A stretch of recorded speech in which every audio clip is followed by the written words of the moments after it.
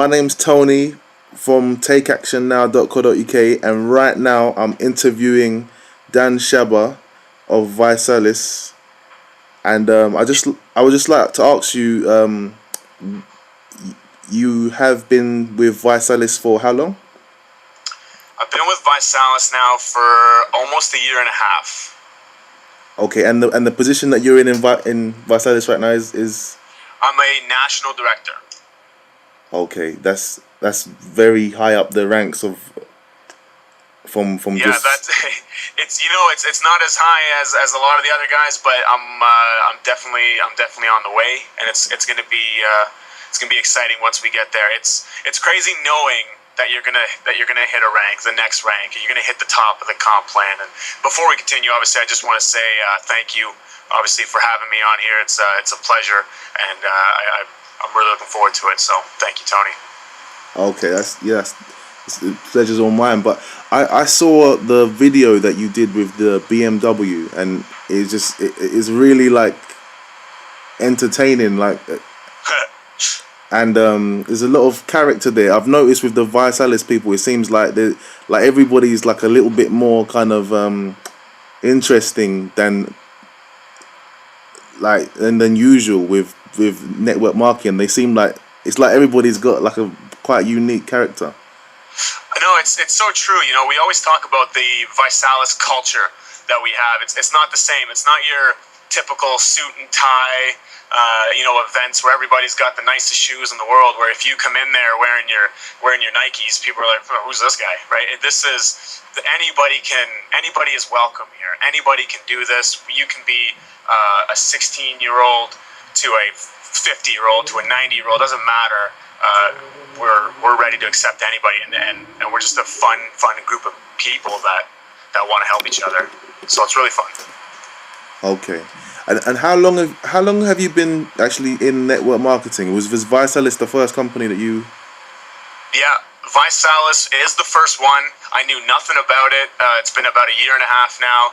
It was brand new. I'm still a baby with this, right? And a lot of people are surprised when you say this is your first network marketing company and you're having the success that you have. And I owe it all to this company. It's the specific company is the reason that I've allowed to have the success that I've had. I was one of the people when I first was introduced. I was one that said pyramid scheme. No, I can't believe you're trying to get me into that, and blah blah blah blah. But then I went home, did my research, looked up what the difference was between a pyramid scheme and a legal MLM structure, right? And then I started thinking, this is something I can really get into. I like the idea of having 100 people, or I'd rather have 100 people working 1% than me working 100%. Right? It just made so much sense to me, and I wanted to allow everybody I knew to be in that same boat, right?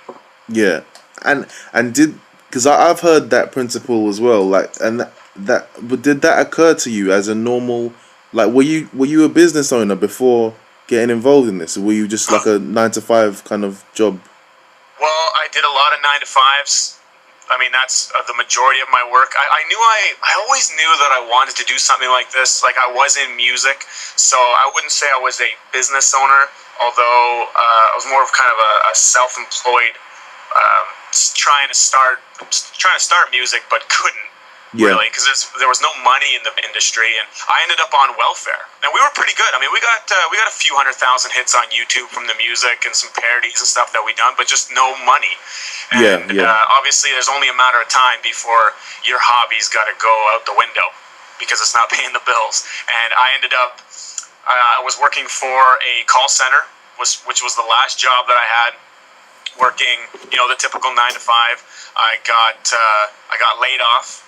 And by laid off, I mean fired. I got fired, and then I ended up on employment insurance. Then I ended up on welfare. Just progressively was getting worse and worse and worse. And then I found network marketing, and I said, you know what? I got to give this a shot. Got to give it a try. And a year later now, it's completely changed. It's completely changed my life and changed the lives of many people around me. Okay. That was probably too long of an answer. I'm sorry. No, definitely. No, it wasn't. No, it wasn't. I can definitely relate to what you've just said there. Because I'm just wondering, like, okay, for you to acknowledge that it's better to have the effort of 100 people over like 100% of your effort, because I've heard that principle Right. before, and I was just thinking, but like most people, I don't know, like I don't know if they would if this is a thing that, because for me, I didn't know about things like that until I started like listening to a lot of self-help and kind of things like that. So Right. it's like I was just wondering, like, kind of where did you kind of get that? But I understand, like, you've come from the bottom as well. Like you weren't like a business owner before that, before vice. Absolutely not. No, absolutely not. I knew nothing about the industry. Absolutely nothing about network marketing. I kind of I just see here's the influence. So that's why I think one of the most important things in an industry like this, just in life in general, is influence and the influence that you have on people. Because the reason I joined, there was a friend of mine who's been doing this, who I've known since grade 2. I've known her for quite a long time, and she was very successful in this. We hadn't talked at all, and then I seen that she was doing well, and she had me on her chicken list. She would never call me. She would think, oh, this guy's doing music. He's got a whole bunch of songs on YouTube. I'm not going to call him. You know, Yeah. she prejudged me.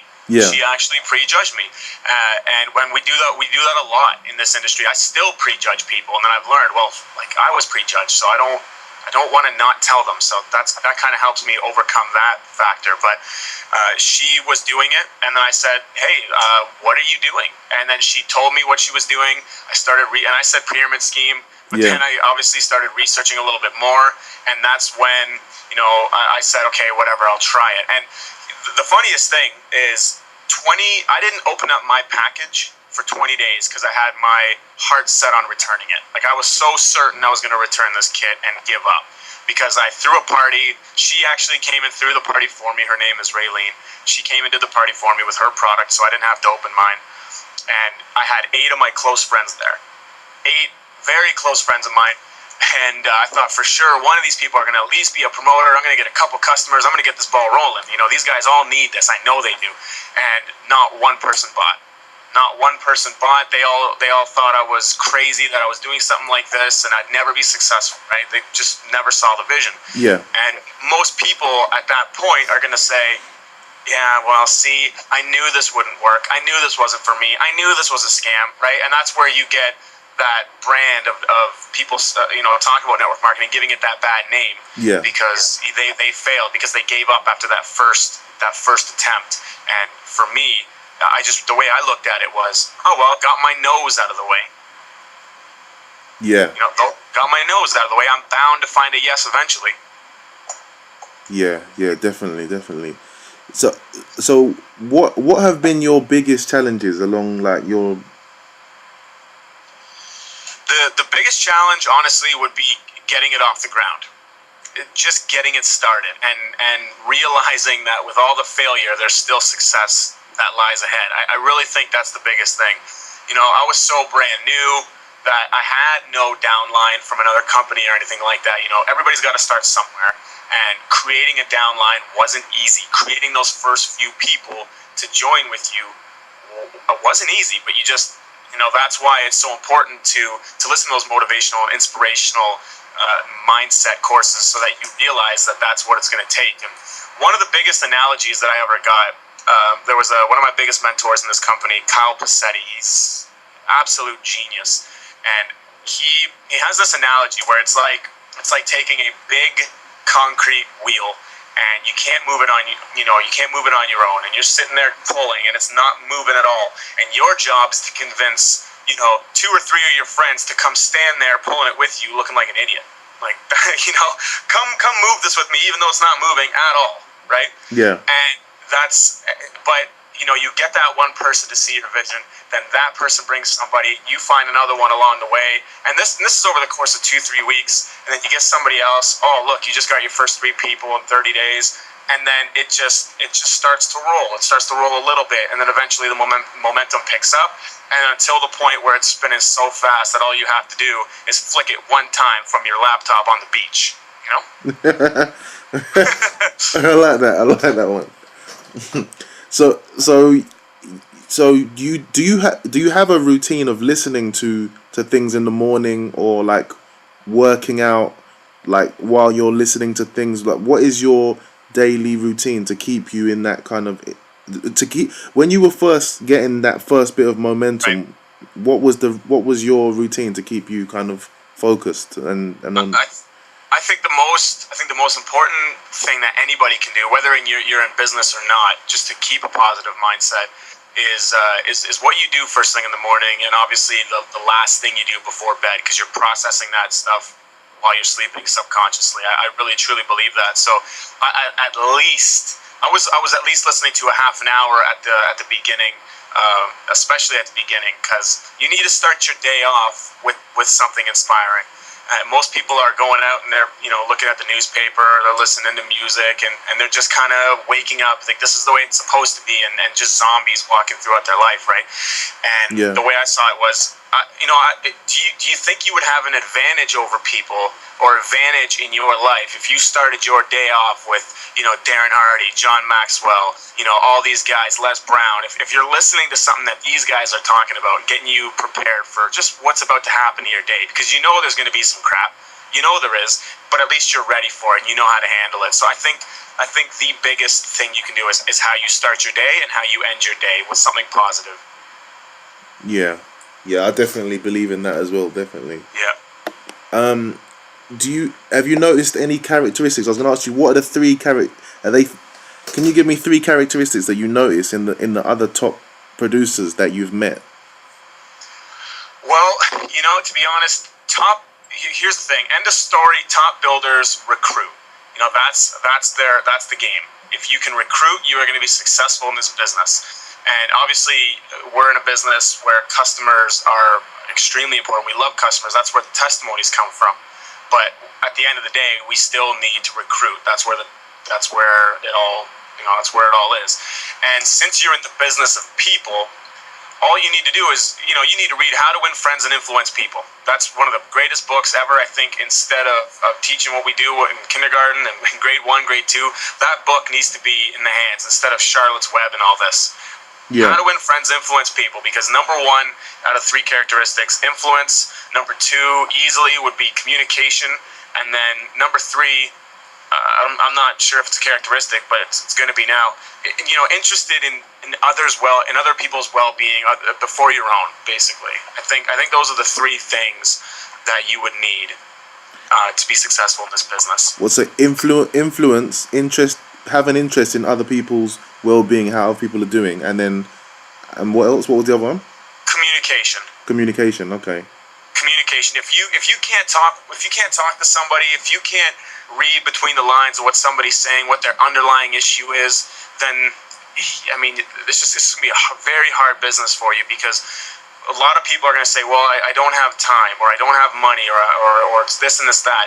But a lot of people just listen to what they're saying, but they're not actually studying it and reading between the lines and seeing what it really is. What's the actual problem? Why aren't they signing up? Because 9 times out of 10, it's not the money, it's not the time, because obviously they want these things that you're offering. It usually boils down to fear, and you got to be able to communicate that, figure out what their problems are, and then how can you help them overcome those problems. So I think communication is very important.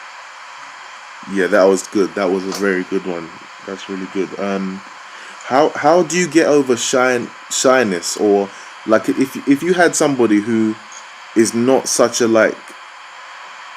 outgoing person, and they're not very comfortable with talking to new people, would you think that this is the kind of business that somebody like that could get involved in, or how would you overcome or help them overcome that? Oh, it's funny you actually say that, because I was somebody that was very shy, and typically in our business we'll have your upline. Your upline comes and does your first party, and then they'll come and do your second party, but you're starting to do a little bit more. You're starting to maybe hand out the shakes and talk a little bit, tell your story. And by the third one, you're hosting it by yourself. But I don't think I started hosting mine until maybe 4 or 5 or 6, and I've been on stage before, because it's a completely different game, right? So I was very shy, and like we were talking about before we got started here, kind of prepping this. You just got to do it. You got to do it again, and then do it again. You'll get better and better. It's that law of process. Just keep going. Do it scared. Yeah. Do it scared. Do it terrified, because eventually it won't be scary, and you're gonna get better. And you gotta know to fail. You gotta keep failing and keep failing, because you're only gonna get better. And that's how every single success story is made, no matter what, is because they failed more than the other person did. Yeah, definitely. Yeah. I wanted to ask you, how competitive of a person would you say you are? Like, have you always been a competitive person, like in terms of sports and all that, or not really? Well, actually, very, very competitive. Not so much school, because I wasn't there for long. But when it came to sports, I was extremely competitive. I played a lot of soccer as a kid, and it's, I've learned something. It's not even really that I like winning. It's that I hate losing. Hate it. And, right? So I think I'll do whatever it takes to not lose. I'm in a contest right now that I'm trying to win for my business. We're up against a couple more teams, and I don't even think I want to win. It's not that I wish to win. I wish for them to lose. I mean, that's what it really is. I don't want to lose. So I'll do my best to win. Yeah. Okay. I just want, for anybody who has not seen the video of you with the BMW, can you explain what that was? You actually won the BMW? No, what it is, the second level of the compensation plan, you get regional director, right? That's the second level. And what a regional director gets, once you've hit that criteria, is you get a $600 bonus. Every compensation plan has a car bonus. It's somewhere there, right? And the beauty about Visalis, the reason I like it so much, I didn't know this obviously when I was first getting started, because I just went on a leap of faith and said, fine, sure, I'll take this one. Just so happens it's the best one in the industry right now. But so the $600 bonus is acquired, and you can utilize that towards your car. So what I did is I went and I purchased the car, I financed the car, but every time I get the $600 bonus, I just had to prove that I have a black BMW, and every time I get the bonus, they pay off my car. So as long as I'm requalifying every month, which is automatically happening, because you've built a team, you've built a big enough team now that the momentum occurs, and it really only gets bigger. And your first month, you got to try to make sure you're staying on that regional director, but then eventually it keeps staying the same and only grows. And then your car is going to be paid for. So I actually take $450 towards the car, $200 towards insurance. I pay $50 for my car a month. It's pretty insane. And it's a BMW. First car ever. I never had a car before. That's something else. That is definitely something that's impressive. That's why I took the bus. I took the bus to get my BMW. I wanted to show people, like, that's not a joke. That was my life. That's how I got around, or bumming rides, which I tried to illustrate with hitching a ride, but nobody picked me up for that. But if people listening to this haven't seen that, where can they see that video? They can just go to YouTube and they can type in Dan Shaba picks up his free BMW. They can type that in, or they could go to my website on YouTube, which username is Provision, because it was my music name, Provision with a Z, Provizzion 519, Provision 519. That was the area code, so that's my username. They can go there too. Okay.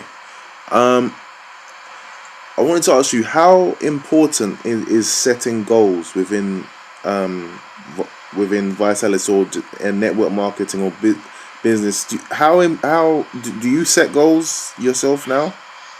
Yeah, I actually use a program called Living Your Best Year Ever.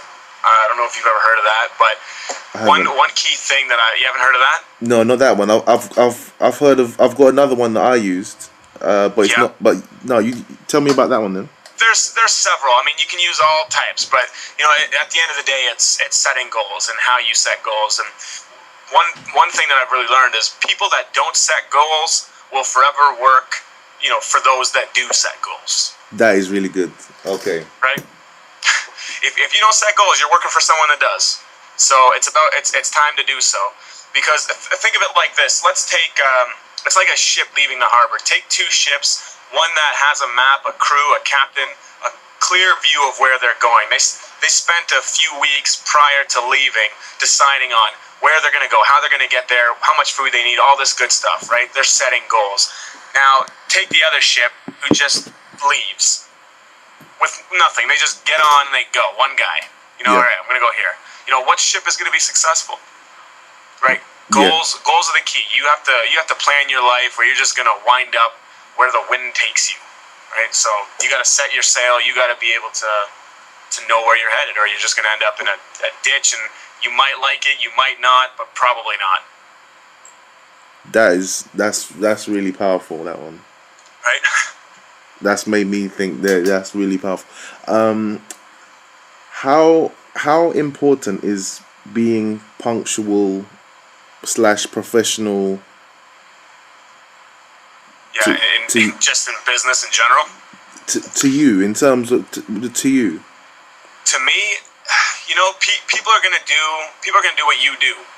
If you like being late and unprofessional, if you like people being late and unprofessional, then keep showing up late and unprofessional. Right? I personally don't tolerate it, because if you do tolerate it, they'll continue doing it. So I always force people.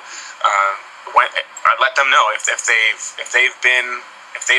late, your team is going to be late, and you don't want that. So don't be late.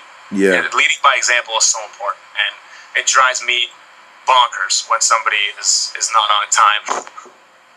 Yeah.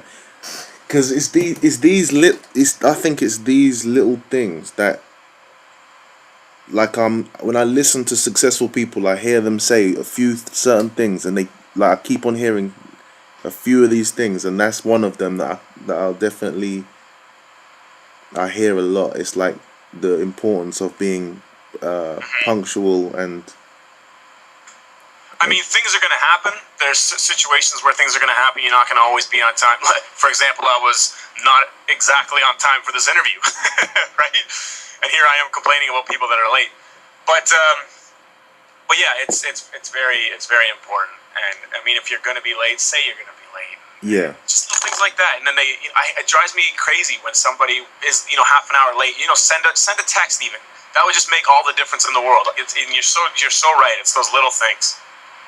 Yeah, but I definitely get what you're saying about, like, if it's like you might be used to doing that and being a little bit late every time, but then you got to realize that then when your whole team starts doing that, then it makes the whole like, it's like you start to realize that could be like 100 people all coming at different times. It's like that's complete chaos. So it's like, yeah, that's something that I definitely, people that know me, like, I need to work on my punctuality a little bit, because it is really important that you set that example for everybody else, that you're gonna be, they're looking to you for leadership, and you need to really kind of act the way you want them to act, really. That's right, or it's going to duplicate in your business, and you don't want to duplicate mayhem.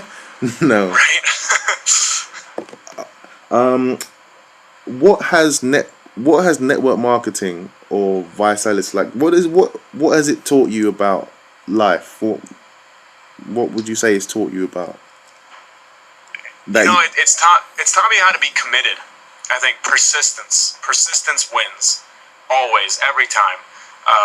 The one who fails the most and continues to get up is the one who succeeds. It's these things, we've heard them. We've heard these things, right? We've heard them since we were kids. We've heard our parents say it. We go, yeah, Mom, we know, Yeah. But it's not until you get into a business like this and you become an entrepreneur that you really, really understand it. And you notice, and you can see around you who applies it in their life and who doesn't. And it couldn't be more further from the truth. I mean, everybody knows, oh yeah, when you fail, get back up. But, how many people are doing it? Yeah. Not many. The successful ones are, right? Yeah. I think that's the biggest thing it's taught me. Because I knew about it, but I never really applied it and really grasped how important it was to continue and just to take action and just go and do it scared and just go. Try, at least. Yeah. Do you consider yourself a business owner now? That's a tricky one. Like I do and I don't. No, network marketing isn't your typical business. I definitely have a business, but it's a business owner. That's kind of different. You know, a business owner they got salaries to pay, they got rent, they got stocks to worry about. You know, especially how much money they put in to start the business. How much, you know, if you're buying a brand new McDonald's, how much is that costing you? You're going to be there 6 a.m. in the morning right away. You know, for sure. But when with a business like this, you're in the business of people. You're a volunteer army, and it's very low startup cost, very low. So that's the problem. Is it's easy to get in, and then but it's also easy to get out. So Yeah. you'll notice a lot of people putting in, oh, it's $500. Okay, yeah, let's do it. Let's try it. And then since Yeah. there wasn't enough for them to lose, but they didn't realize how much they're actually losing. But they're just looking at it as financially. But you know, if they realized how much they were going to lose in the long run, they'd continue. But a lot of them stop because there wasn't enough up front. So it's not your typical business, but I do consider myself owning a business. But calling myself a business owner, that's a tricky one. So how would you describe what you do? Would you describe yourself as a leader? What would you describe yourself as? Yeah, I think I would definitely describe myself as a leader. I think anybody that can build a team and and develop a team of 200 people, like you definitely got to have some leadership skills. I call myself a leader before I call myself a business owner. I'd sometimes call myself a therapist as well. But I'd probably call myself a therapist more than I'd call myself a business owner, actually. And then again, you're in the business of people, so Yeah. you're in the and you're a leader of people. Yeah. When you first started, did you go for like your warm list friends and family and people like that, or did you like just straight away go for new people? This is a crazy one. You'll hear a lot of you'll see a lot of things online saying, "Are you tired of talking to your friends?" Yeah, and it's crazy to me because that's the first people you talk to. It's the reason why it's called your warm market.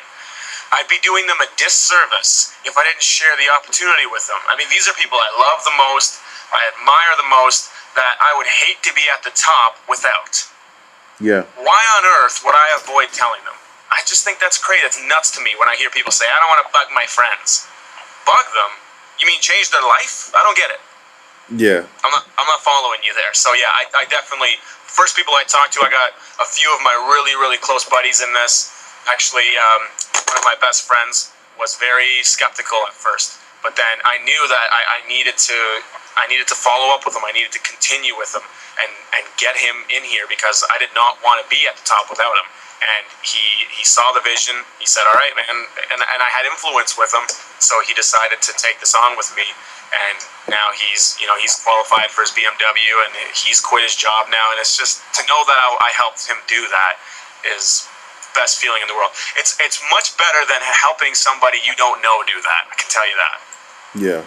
Yeah, I know what you mean. What would you do differently if you knew, like, if you could go back in time now? Would there be anything that you would do differently at the start? No, actually, I'd probably want to fail more. I think if I needed to do anything else, it would probably fail more because you have a lot of fear when you first start. And Robert Kiyosaki, he's one of my biggest mentors. I think that guy's amazing. But he says fear stands for fail early and responsibly.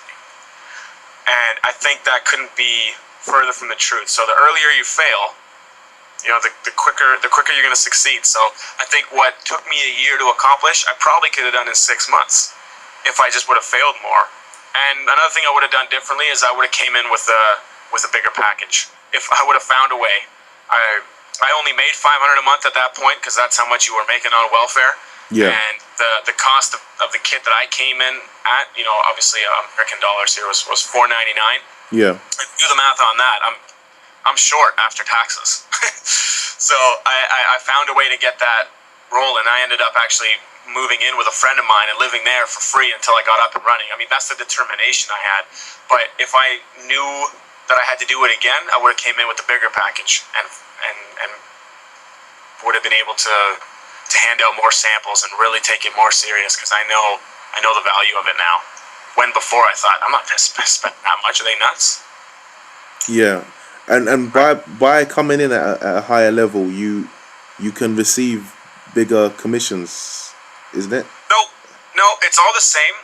It's all the same. You need to at least come in with a executive or a star kit in our business. You have to come in with one of those two packages in order to qualify for your BMW.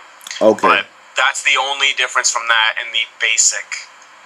Okay, but you would have invested more just so you were more equipped. Right. Yeah, absolutely. You want to be able to.